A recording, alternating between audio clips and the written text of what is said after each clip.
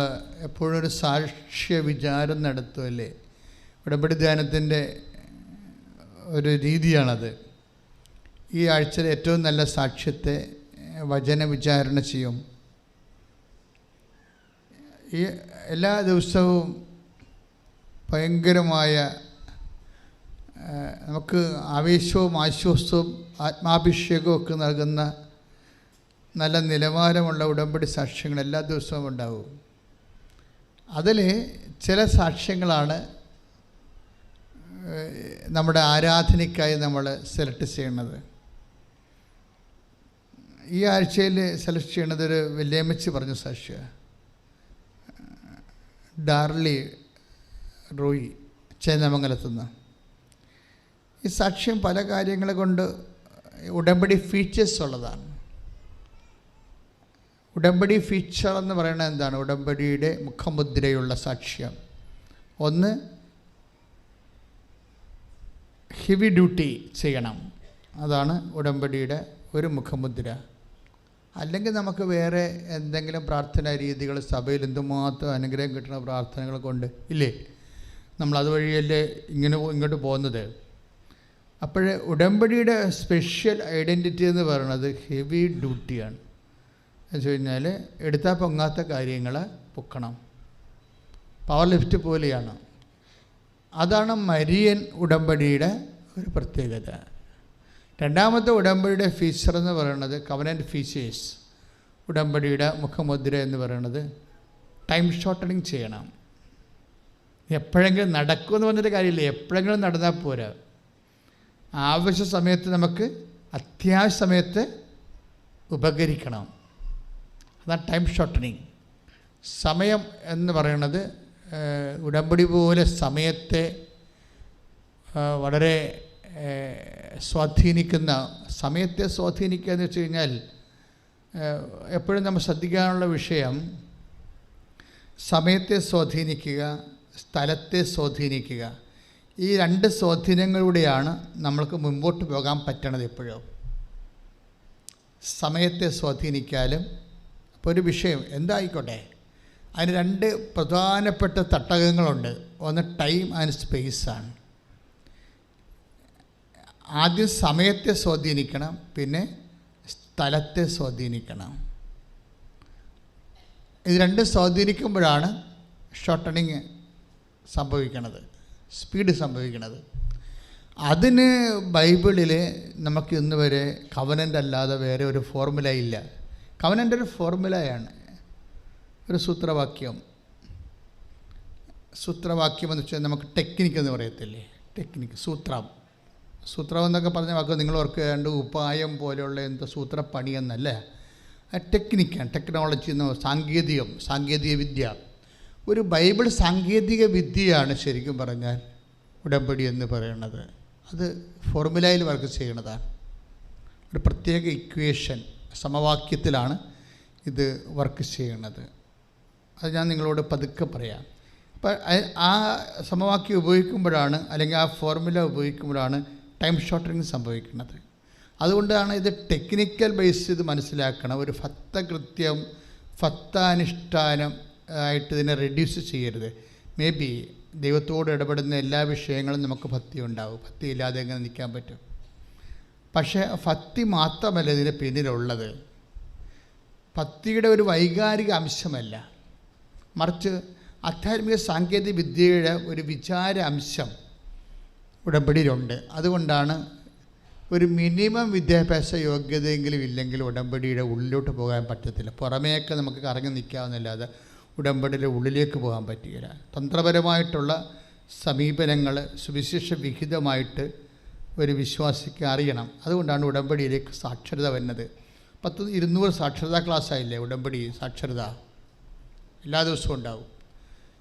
ഇതിൻ്റെ മൂന്നാമത്തത്, ഈ ടൈം ഷോർട്ടനിങ്ങിൻ്റെ മൂന്നാമത്തെ വിഷയം, മൂന്നാമത്തെ ഒരു ഫീച്ചർ എന്ന് പറയുന്നത് മെരിറ്റിൽ നടക്കാത്തതായിരിക്കണം. ഉടമ്പടിയുടെ മൂന്നാമത്തെ ഫീച്ചർ മെരിറ്റിൽ നടക്കാത്തതായിരിക്കണം. ദൈവമനസ്സിൻ്റെ ഏറ്റവും വലിയൊരു വെളിപ്പെടുത്തലാണ് not by merit but by grace. നിൻ്റെ യോഗ്യത കൊണ്ടല്ല, എൻ്റെ കൃപ കൊണ്ട്. പക്ക ഉടമ്പടി ഫീച്ചേഴ്സുള്ള, അതായത് ടൈം ഷോർട്ടനിങ് ചെയ്യുന്ന, സമയത്തെ ചുരുക്കുന്ന, അതുപോലെ തന്നെ നോട്ട് ബൈ മെറിറ്റിൽ വർക്ക് ചെയ്യുന്ന, യോഗ്യത കൊണ്ടല്ലാതെ കൃപ കൊണ്ട് വർക്ക് ചെയ്യുന്ന, അതുപോലെ തന്നെ ഹെവി ഡ്യൂട്ടി ചെയ്യുന്ന, പല ആൾക്കാരും പല വിധത്തിലും ട്രൈ ചെയ്തിട്ട് നടക്കാത്ത ഒരു കാര്യം. ഇതാണ് ഈ ഡാർലി റോയി പറയുന്ന ഒരു സാക്ഷ്യം. ഉടമ്പടിയുടെ 3 മുഖമുദ്രകൾ ഇതിൻ്റെ അകത്ത് അടങ്ങിയിട്ടുണ്ട്. നമുക്കിതിൽ ഏതെങ്കിലും ഒരെണ്ണം ഉണ്ടെങ്കിൽ നിങ്ങളെ രക്ഷപ്പെടും. ഉടമ്പടിയുടെ ഏതെങ്കിലും ഒരു കാര്യം വർക്കൗട്ട് ചെയ്യും, നോട്ട് ബൈ മെറിറ്റെങ്കിലും വർക്ക് ചെയ്താൽ നിങ്ങളുടെ കാര്യം തീരുമാനമാകും. അതുകൊണ്ട് എൻ്റെ മക്കൾ വളരെ ശാസ്ത്രീയമായി സൂക്ഷ്മതയോടെ ആണ് നിങ്ങളുടെ വിഷയങ്ങളെ ഉടമ്പടി ആപ്ലിക്കേറ്റ് ചെയ്ത് പഠിക്കണം. ഇത് ഉടമ്പടി ഒരു ആപ്ലിക്കേഷൻസാണ്. ഇതിൻ്റെ ആപ്ലിക്കേഷൻസിൻ്റെ വ്യത്യസ്തമായ ആപ്ലിക്കേഷൻസ് രീതികളുണ്ട്. ഓരോരുത്തരും ഓരോ രീതികളാണ് ഉപയോഗിക്കുന്നത്. ആ ബിബ്ലിക്കൽ നമ്മൾ ബൈബിൾ പഠിക്കുമ്പോൾ, ഞാൻ അവിടെ ബൈബിൾ പഠിക്കുന്നത് എപ്പോഴും സ്കൂൾ അനുസരിച്ചാണ് പഠിക്കുന്നത്. ഉടമ്പടിയുടെ സ്കൂൾസ്, ഇപ്പോൾ എന്താ സാംസൺ എന്ത് സ്കൂളാണ് ഉപയോഗിച്ചത്, മോസസ് എന്ത് സ്കൂളാണ് ഉപയോഗിച്ചത്, അതുപോലെ ഇങ്ങോട്ട് ഓരോ മനുഷ്യരും ദൈവത്തെ കണ്ടെത്തി ജീവിതത്തിൻ്റെ വലിയ ഭാരങ്ങളെ അതിജീവിച്ച, വെല്ലുവിളികൾ അതിജീവിച്ച മനുഷ്യന്മാർ കണ്ടുപിടിച്ച മാർഗങ്ങളൊക്കെ എപ്പോഴും ബൈബിള് വളരെ സുന്ദരമായ രീതിയിൽ, നിങ്ങളോട് ബൈബിൾ വായിക്കാൻ പറഞ്ഞില്ലേ 1 മണിക്കൂർ എല്ലാ ദിവസവും, അരമണിക്കൂർ എല്ലാ ദിവസവും ബൈബിൾ വായിക്കണമെന്ന് ഉടമ്പടിയുടെ നിബന്ധനയുടെ ഭാഗമാണ്. അത് എന്നാ സംഭവം എന്ന് വെച്ച് കഴിഞ്ഞാൽ, വെറുതെ ഇങ്ങനെ ഇരുന്നുകൊണ്ട് എല്ലാവരും വായിക്കുകയല്ല. അതിൽ ബൈബിൾ ദൈവത്തെ കൺഫ്രണ്ട് ചെയ്ത ഓരോ ബൈബിൾ വ്യക്തിത്വങ്ങളുണ്ട്. ഉദാഹരണത്തിന് കിങ് ഡേവിഡ്, ദാവീദ് രാജാവ്, അദ്ദേഹം ഉപയോഗിച്ച മെത്തേഡ്, ദൈവാഭിമുഖ്യത്തിന് ഉപയോഗിച്ച മെത്തേഡ്. അങ്ങനെ എന്ത് മെത്തേഡാണ് ഉപയോഗിച്ചത്? അങ്ങനെ സാവൂളിൻ്റെ അടുത്ത് വരുമ്പോൾ, സാവൂള് ഫിലിസ്ത്യരുമായിട്ടുള്ള ഗംഭീര യുദ്ധം നടക്കുകയാണ്. എല്ലാ സേനാ നായകന്മാരും പട്ടാള ജനറൽമാരെല്ലാം ലീവ് എടുത്ത് വീട്ടിൽ പോയിരിക്കുകയാണ്. ലീവ് എടുത്ത് വീട്ടിൽ പോയവന്മാരെ അവരുടെ ഭാര്യമാർ വിടണില്ല യുദ്ധത്തിലേക്ക്, തിരിച്ചു വരികയില്ലെന്ന് അവർക്കറിയാം. ഗോലിയത്തല്ലേ അപ്പുറം നിൽക്കുന്നത്. അതുകൊണ്ട് ഭാര്യമാരെല്ലാം ഇവരെ വട്ടപ്പൊട്ടിട്ട് പിടിച്ച് വീട്ടിൽ കുത്തി കെട്ടിയിട്ടിരിക്കുകയാണ് ഭർത്താക്കന്മാരെ. സാവൂള് നിന്ന് തിരികെ ഇത് പമ്പരം പോലെ ചുറ്റിക്കണം. കാര്യം പട്ടാളക്കാരെല്ലാം ലീവ് എടുത്ത് പോയി. പട്ടാള ജനറൽമാരൊക്കെ എല്ലാം അവരുടെ ഭാര്യമാർ പോവില്ല, ഞങ്ങൾക്കാരുമില്ല, കുഞ്ഞിനാരുമില്ല, എനിക്കാരുമില്ല എന്നൊക്കെ പറഞ്ഞുകൊണ്ട് കണ്ണീര് കൊണ്ട് കാല് കെട്ടി വെച്ചിരിക്കുകയാണ് എല്ലാത്തിനെയും പട്ടാളക്കാരെ. ഇങ്ങനൊരു അവസ്ഥയിലാണ് അപ്പം കൊണ്ട് ജസ്സയെ പറഞ്ഞു വിട്ടിട്ട് ചേട്ടന്മാർക്ക് കൊടുക്കാൻ വേണ്ടി ദാവീദ് വരണത്. ദാവീദ് ഇവിടെ വരുമ്പോൾ സിറ്റുവേഷൻസ് ദാവീദ് മനസ്സിലാകും. എന്താ കാര്യം? ഇത് സാവൂള് യുദ്ധം ജയിക്കാൻ പോകുന്നില്ല. ഇസ്രായേൽക്കാരെ അപ്പം പോലെ തന്നെ ഫിലിസ്തീൻസ് തിന്നു തീർക്കും. അപ്പോൾ ആ മനുഷ്യന് പെട്ടെന്ന് ആത്മാഭിഷേകം ഉണ്ടാകും.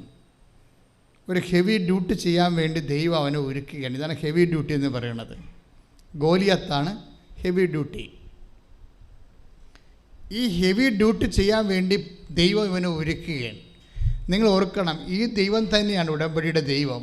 ഈ ദൈവം തന്നെയാണ് നിന്നെ ഒരുക്കാൻ പോണത്. നിൻ്റെ മുമ്പിലുള്ള ഗോലിയാത്തിനെ, അതവൻ എത്ര ഭീകരനായാലും അതിനെ എല്ലാം പ്രതിരോധിക്കാനുള്ള കഴിവ് ദൈവം ഉടമ്പടി നിക്ഷേപിച്ചിട്ടുണ്ട്. അതായത് എപ്പോഴും നമ്മൾ ശ്രദ്ധിക്കേണ്ട ഒരു കാര്യം, ദാവീദ് നേരെ സാവൂൾ രാജാവിൻ്റെ അടുത്ത് ചെന്നിട്ട് ഞാൻ യുദ്ധത്തിന് പോകാമെന്ന് പറയും. അത് പറയണത് ഒരു ധൈര്യത്തിൻ്റെ പേരിലാണ്.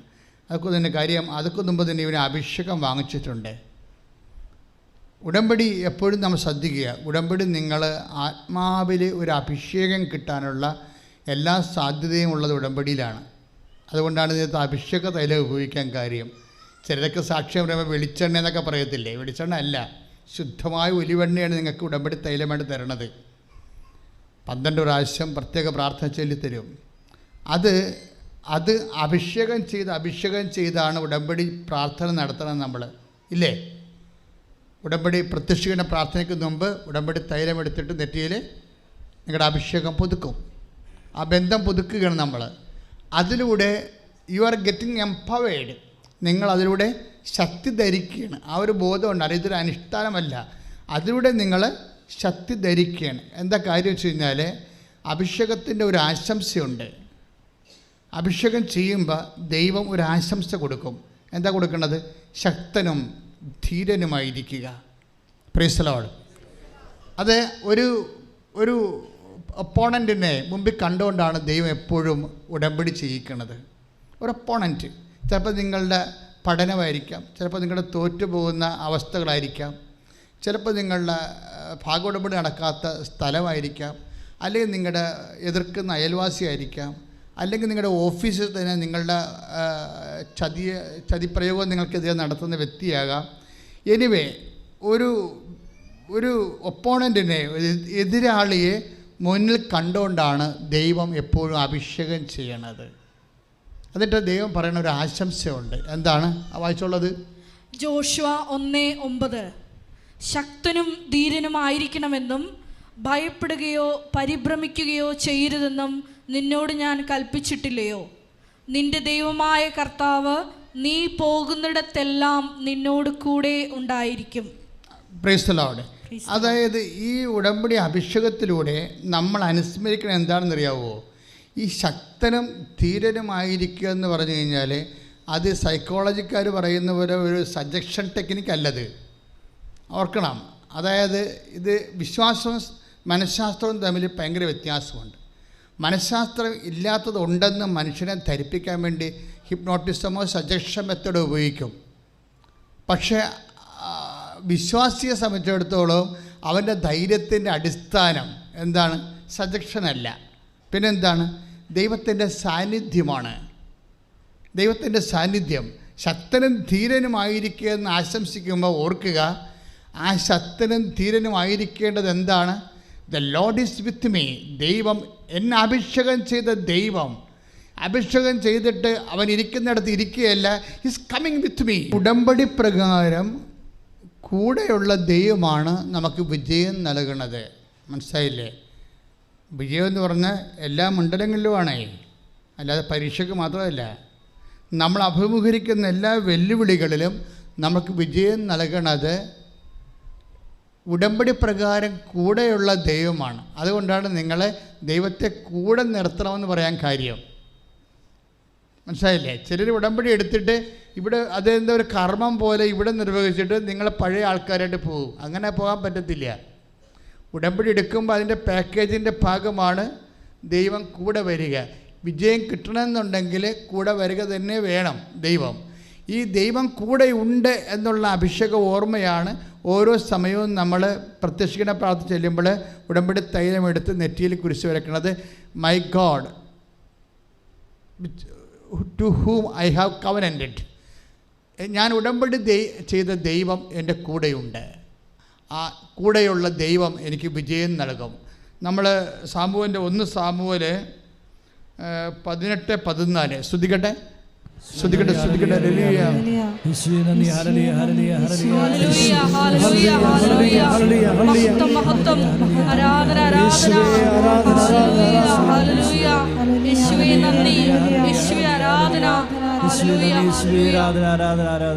സാമുവേൽ 18:14 കർത്താവ് കൂടെ ഉണ്ടായിരുന്നതിനാൽ, ഏറ്റു പറഞ്ഞേ, കർത്താവ് കൂടെ ഉണ്ടായിരുന്നതിനാൽ, എല്ലാ ഉദ്യമങ്ങളിലും ദാവീദ് വിജയം വരിച്ചു. Price the Lord. അതായത് ഈ കൂടെയുള്ള ഉടമ്പടി പ്രകാരം കൂടെയുള്ള ദൈവമാണ് നമുക്ക് വിജയം തരുന്നത്. അപ്പോൾ ദാവീദിൻ്റെ വിജയം മുഴുവൻ എങ്ങനെയാണ്? കർത്താവ് കൂടെ ഉണ്ടായിരുന്നതിൻ്റെ വിജയമാണ്. അത് കാരണം കക്ഷിയുടെ കയ്യിൽ നിന്നൊരു അബദ്ധം പറ്റിയപ്പോഴും ദാവീദ് നമുക്ക് എന്തെങ്കിലും ഇപ്പോൾ നമ്മൾ പോകുന്ന വാഹനം പെട്ടെന്ന് ഏതെങ്കിലും വാഹനത്തോടുകൂടി ഒന്ന് തട്ടിയെന്ന് വിചാരിച്ചോ, നിങ്ങൾ എന്താണ് ചെയ്യണത്? നിങ്ങൾ ആദ്യം ചെയ്യണത്, ഇപ്പോൾ യൂറോപ്പിൽ എവിടെയൊക്കെ പോകാനുള്ളവരാണെങ്കിൽ ആദ്യം അവരുടെ വിസ സേഫാണെന്ന് നോക്കും അല്ലേ? വണ്ടി തട്ടിയെന്ന് പറഞ്ഞു കഴിഞ്ഞാൽ അതിൻ്റെ പ്രശ്നം തന്നെ. നമ്മുടെ പാസ്പോർട്ട് വിസ ശരിയാണെന്ന്, സേഫ് കയ്യിലുണ്ടോ എന്ന് നോക്കും. അത് മുറുകെ കയറി പിടിക്കും. ചിലർ താക്കോൽ പിടിക്കും. അതായത് നമ്മളെ നിലനിർത്തുന്ന ആധാരങ്ങളിലും ആസ്പദങ്ങളിലും നമ്മൾ പിടിമുറുക്കും എന്തെങ്കിലും ഒരു അപകടം വരുന്ന സമയത്ത്, അല്ലേ? എപ്പോഴും നമ്മൾ ശ്രദ്ധിക്കേണ്ടത്, നിങ്ങൾക്ക് എന്തെങ്കിലും ഒരു അപകടം വരുന്നെന്ന് വിചാരിച്ചോ, അപകടം വാഹന അപകടമൊന്നുമല്ല, ജീവിതത്തിൽ മനുഷ്യന്മാരാകുമ്പോൾ ഓരോരോ തരത്തിലുള്ള കാലാവസ്ഥ ഭേദങ്ങൾ വരത്തില്ലേ? ഈ കാലാവസ്ഥ ഭേദങ്ങൾ വരുമ്പോൾ നമ്മൾ പെട്ടെന്ന് പിടിമുറുക്കേണ്ട എവിടെയാണ്? നമ്മുടെ ആസ്പദങ്ങളിലാണ്. പക്ഷെ നമ്മുടെ ബേസിക് ആസ്പദം എന്താ? ദൈവമാണ്. മനസ്സിലായില്ലേ? ബേസിക് ആസ്പദം. കഴിഞ്ഞ ദിവസങ്ങളിലെ ഒരു ഇപ്പോൾ ഈ ഡോണ ചേച്ചി എടുത്ത, ഡോണ അല്ല, ഡാർലി ലേമച്ചിയുടെ സാക്ഷ്യത്തിൻ്റെ കൂടെ വേറൊരു സാക്ഷി ബിന്ദു പറഞ്ഞിട്ടുണ്ട്, കുടപ്പനാൽ. ബിന്ദുവിൻ്റെ സാക്ഷ്യവും വിചാരണക്ക്, ആധ്യാത്മിക വിചാരണയ്ക്ക് കെൽപ്പുള്ളതാണ്. അവരുടെ ഒരു പ്രശ്നം വെച്ച് കഴിഞ്ഞാൽ, അവരുടെ ഭർത്താവിന് വാഹനം ഇടിച്ചു.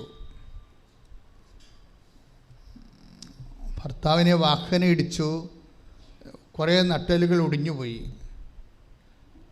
ഇയാൾ വെൻറ്റിലേറ്ററായി കഴിഞ്ഞപ്പോൾ, പക്ഷേ ഈ ഇവരുടെ വൈഫ് ബിന്ദു അവരാണ് ഉടമ്പടി എടുത്തത്.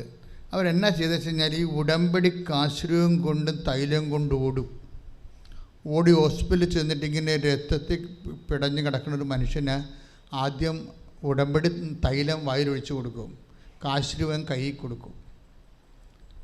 എന്താ പ്രോബ്ലം വെച്ച് കഴിഞ്ഞാൽ, എന്താ പ്രോബ്ലം വെച്ച് കഴിഞ്ഞാൽ, ഈ മനുഷ്യനെ വിശ്വാസത്തിലേക്ക് കൊണ്ടുവരികയാണ്. പക്ഷേ ഇവർ ഉടമ്പടി എടുക്കാൻ യോഗ്യതയുള്ള ഒരു സ്ത്രീയാണത്. കാര്യം ഉടമ്പടി എടുക്കാൻ യോഗ്യതയുള്ളവർ ഉടമ്പടി എക്സിക്യൂട്ട് ചെയ്യാൻ യോഗ്യതയുള്ളവരായിരിക്കും. അപ്പം ഞാനോർക്കുവേ, നമ്മൾ ഈ ഗവൺമെൻറ് ഹോസ്പിറ്റലിലൊക്കെ ചെന്ന് പണ്ട് എപ്പോഴും ഞാൻ ആശുപത്രി സന്ദർശനത്തിന് പോകുമായിരുന്നു. അതൊരു ശുശ്രൂഷയായിട്ട് എടുത്ത് പോകുമായിരുന്നു എല്ലാ ദിവസമൊക്കെ. പിന്നെ ഈ പ്രാർത്ഥനയുള്ള ഇത് കാരണം ഇടവക്കാരും ആശുപത്രി കിടക്കുമ്പോൾ എന്നെ വിളിച്ചുകൊണ്ട് പോകും.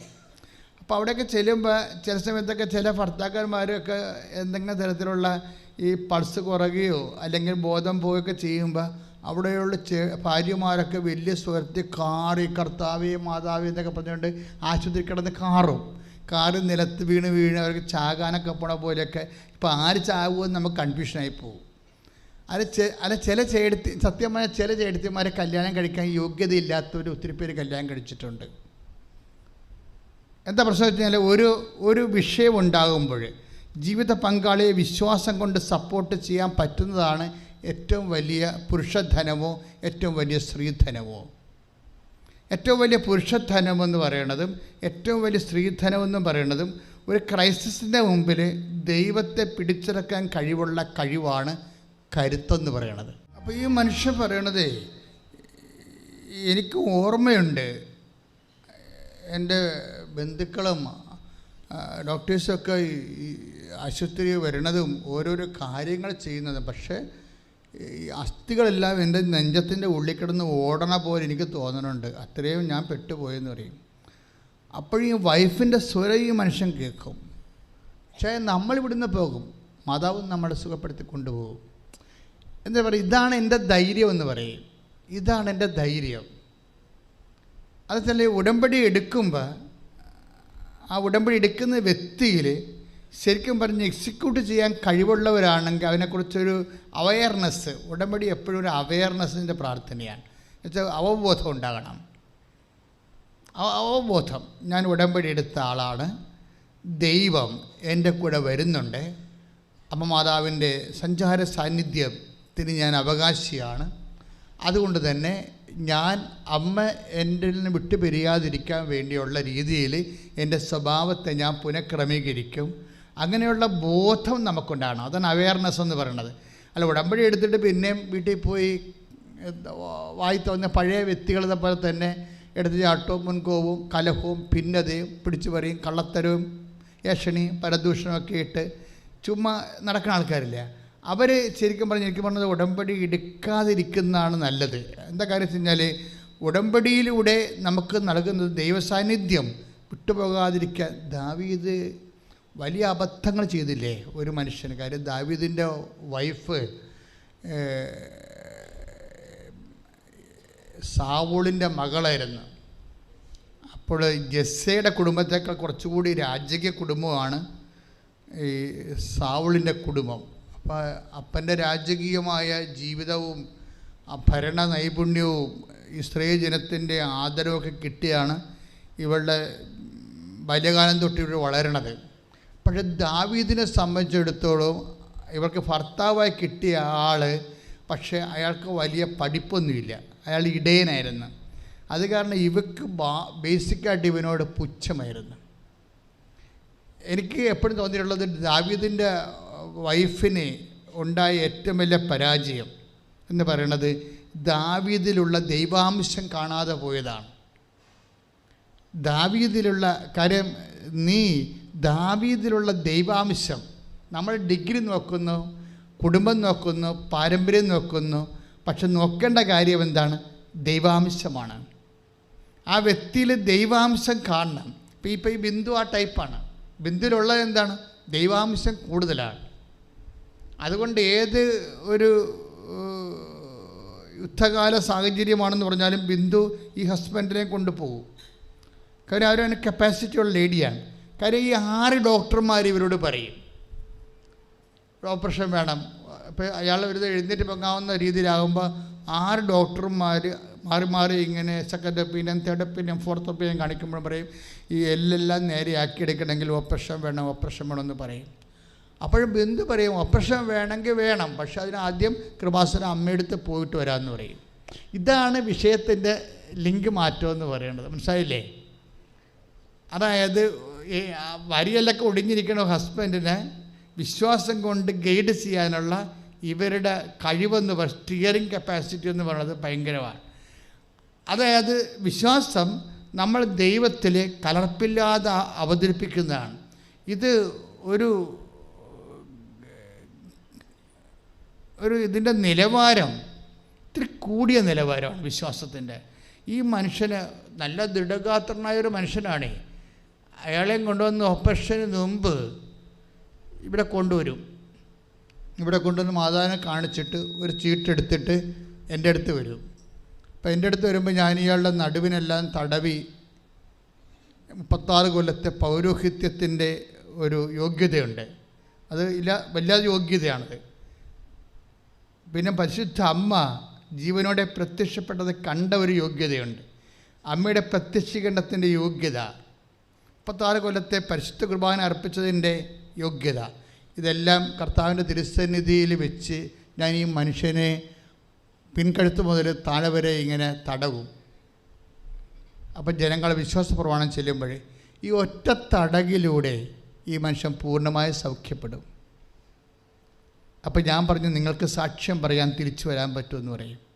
എന്താ കാര്യം? ആ സമയത്ത് അറിയാൻ പറ്റും നമുക്ക്, നിങ്ങൾക്ക് സാക്ഷ്യം പറയാൻ വേണ്ടി തിരിച്ചു വരാൻ പറ്റുമെന്ന് പറയും. അപ്പോൾ ഇയാൾ പിറ്റേ ദിവസം പോയി സ്കാൻ ചെയ്ത് നോക്കുമ്പോൾ ഒരു പ്രശ്നമില്ല, മാതാവ് എല്ലാം സെറ്റ് ചെയ്തിരിക്കണം, എല്ലാം.